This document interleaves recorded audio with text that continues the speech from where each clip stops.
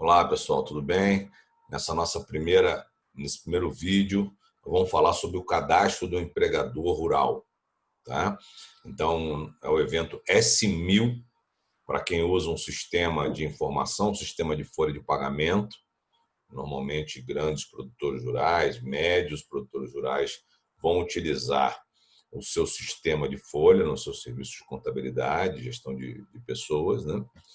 Então, é um evento que tem a codificação S1000, cadastro do empregador e logo depois o cadastro dos estabelecimentos. E aí, estabelecimentos, inclusive, para a pessoa física, já que foi criado o CAIPF, tá? Que é a classificação de atividade econômica de alguns empresários, de alguns autônomos, trabalhadores que exercem uma atividade econômica, mas não estão sujeitos ao CNPJ. Esse é basicamente o regulamento. Então, nós vamos falar aqui um pouquinho do S1000, cadastro do empregador. No cadastro do empregador, ou é CNPJ ou é CPF. É o produtor rural como um todo, a pessoa física produtor rural. Não é por fazenda, matrícula C, que hoje acontece a informação na GFIP. Tá? Então, o S1000 ele pede ou CNPJ, produtor rural pessoa jurídica, agroindústria, ou o produtor rural pessoa física, CPF. O CAIPF ele vai ser considerado estabelecimento e não o empregador. Isso é um conceito importante. Vamos lá. Na sequência, então, vamos ver quem é esse empregador rural que é obrigado ao E-Social. Tá? Então, esse empregador rural está de acordo com a Lei 5.889 e o decreto que a regulamentou, que é aquele, pessoa física ou jurídica, proprietária ou não da terra. Então, a propriedade da terra não importa para esse conceito.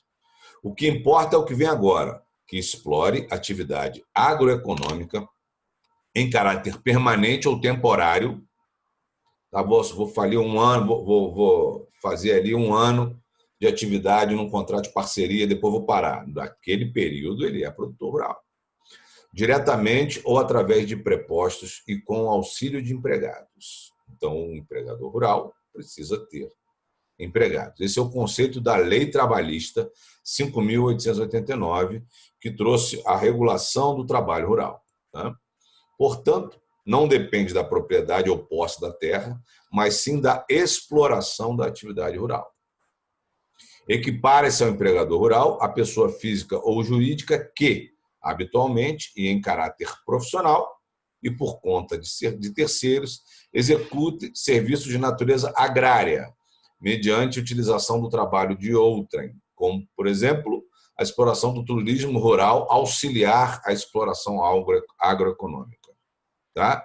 Então, quando você tem uma fazenda e aí você explora também o ecoturismo nessa fazenda, essa parte também é considerada emprego rural, relação rural de emprego. Diferentemente do cara ter um hotel, atividade principal, e ter explorar atividade agrária ou pecuária naquele hotel que é o principal. Okay? Aqui o principal é a atividade rural e dentro dessa atividade rural, em caráter complementar, explora-se a atividade de turismo. Tem que avaliar sempre a relevância do negócio. Tá? Então, vamos lá.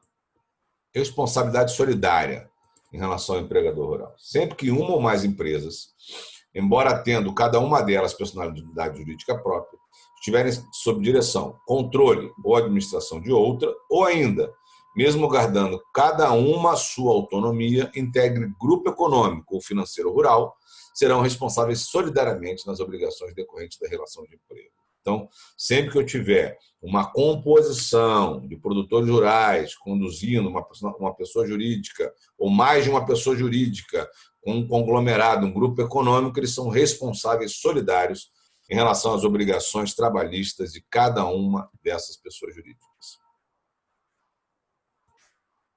Bom, o que é esse conceito de atividade rural? Né? Além da própria atividade agroeconômica em si, né, agricultura, pecuária, a exploração industrial em estabelecimento agrário também é considerada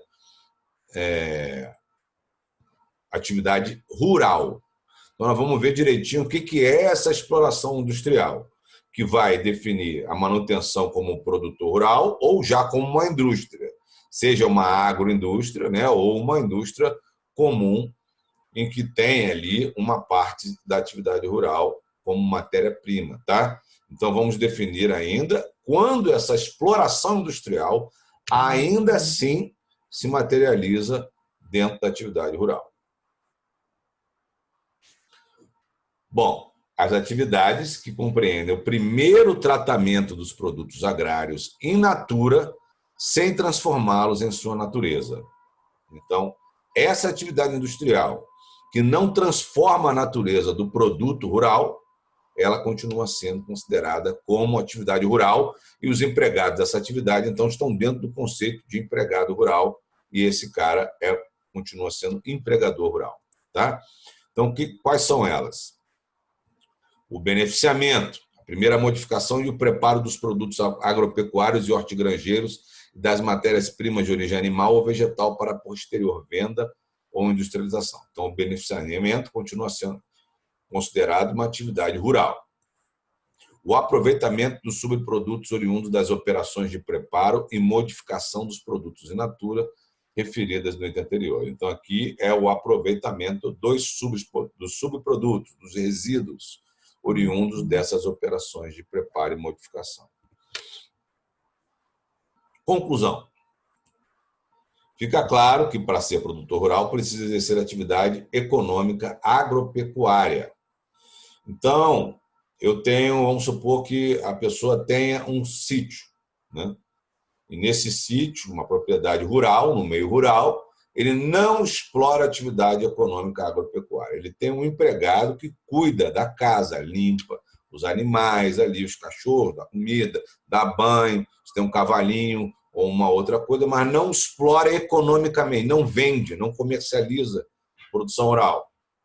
Nessa situação, ele é empregador rural? Não.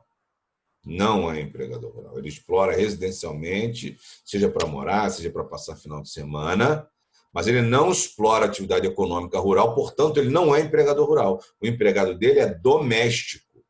Isso tem que estar muito claro, porque as obrigações são distintas, ok? Para ser empregador rural, ele precisa explorar economicamente a atividade agropecuária. Esse é o conceito da lei, ok?